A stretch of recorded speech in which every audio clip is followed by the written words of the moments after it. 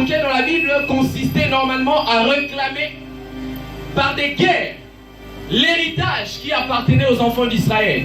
Les enfants d'Israël, le Seigneur a eu à les promettre des choses. Le Seigneur a eu à leur dire certaines promesses. Mais au-delà de promesses, le Seigneur leur dit de conquérir. Cela d'ailleurs nous montre deux choses. C'est que lorsque Dieu promet, c'est la part de Dieu. Mais lorsque l'homme arrive à conquérir, c'est la part de l'homme. Alléluia. Et donc dans la promesse que Dieu donne aux enfants d'Israël, il y a la part de Dieu, mais aussi la part de l'homme. Et j'aimerais dire à quelqu'un ce soir, dans tout ce que Dieu fait, il y a toujours la part de Dieu lui-même et la part de l'homme. Alléluia. Je parle à quelqu'un ce soir. Et donc, comme je l'ai dit, la conquête consistait à réclamer par les guerres ou par la force l'héritage qui appartenait aux enfants d'Israël. Et le livre de Josué est le livre le mieux placé pour parler, qui a beaucoup plus parlé de la conquête. Le livre de Josué. Parce que lorsque Moïse est parti, Josué était un chef de l'armée que Dieu a établi afin de conquérir certaines terres. C'est vrai, au temps de Moïse, il y a quand même quelques terres que le peuple a eu à conquérir. Mais la conquête pleinement a commencé au temps de Josué. Je parle à quelqu'un ce soir. Alléluia. Et donc, Dieu a donné la promesse aux enfants d'Israël que vous devez avoir la terre promise.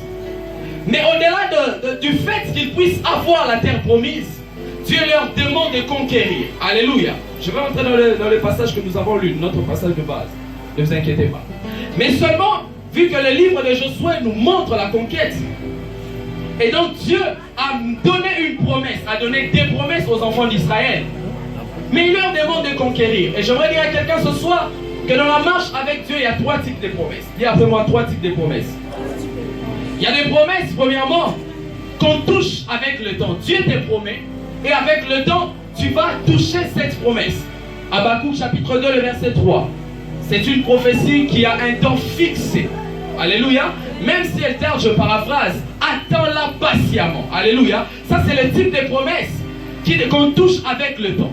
Même si tu fais comment, il faudrait que tu attendes patiemment jusqu'à toucher cette promesse. Alléluia. Et la deuxième catégorie de promesses sont des promesses qu'on arrive à toucher seulement si on grandit spirituellement. Tu peux attendre le temps, mais si tu ne grandis pas spirituellement, tu ne peux pas toucher cette promesse. Galates chapitre 4, le verset 1 au verset 2. Tant que l'héritier est un enfant, il ne diffère en rien d'un esclave. Quoi qu'il soit maître de tout, il est encore sous les administrateurs et les tuteurs. Dans ce passage, ça nous parle de la notion du temps, c'est vrai, mais ça nous parle aussi de la notion de grandir, tant que l'héritier est un enfant. Et s'il ne grandit pas, il ne va pas toucher la promesse. Je parle à quelqu'un. Ça, c'est la deuxième catégorie. Et la troisième catégorie de promesses, c'est ce qui nous réunit même pendant tous ces jours. Ce sont des promesses où pour les toucher, tu peux attendre le temps, tu peux grandir. Mais si tu n'exerces pas une force, tu ne vas pas toucher cette promesse-là. Alléluia. Donc ce sont des promesses où pour les toucher, il faut exercer la force sur les oppositions. Ce sont des promesses qui ne demandent pas qu'on croise les bras. Mais ce sont des promesses qui demandent que l'on puisse combattre. Matthieu chapitre 7, le verset 7 nous parle des trois dimensions de prière. Demandez, l'on vous donnera. Cherchez, vous trouverez. Frappez. Lorsqu'on frappe, on exerce une force. Alléluia. Et donc, la catégorie de la troisième promesse, c'est que ce sont des promesses où il ne faut pas croiser les bras. C'est un peu comme ce que Dieu a donné aux enfants d'Israël. Il leur a dit, vous entrerez dans la terre promise. Mais il ne faut pas croiser les bras. Il faut combattre afin de pouvoir toucher la terre promise. Je parle à quelqu'un. Je parle à quelqu'un. Et donc, retenons, frères et sœurs dans le Seigneur, que toutes les promesses ne seront pas faciles à toucher. Toutes les promesses ne seront pas faciles à palper. Il y a de ces promesses qui nécessitent la conquête.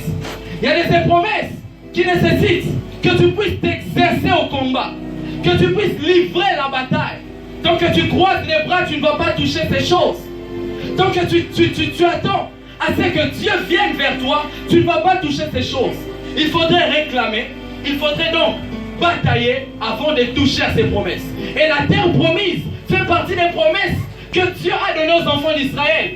Mais avant de pouvoir toucher à la terre promise, il faut conquérir, il faut faire la guerre. Alléluia.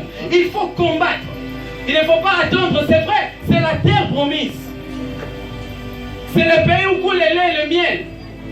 Mais ce n'est pas une promesse où pour toucher à cela, il faut croiser les bras. À chaque héritage, frères et sœurs dans le Seigneur, parce que même la terre promise était l'héritage des enfants d'Israël. C'était leur promesse, leur héritage.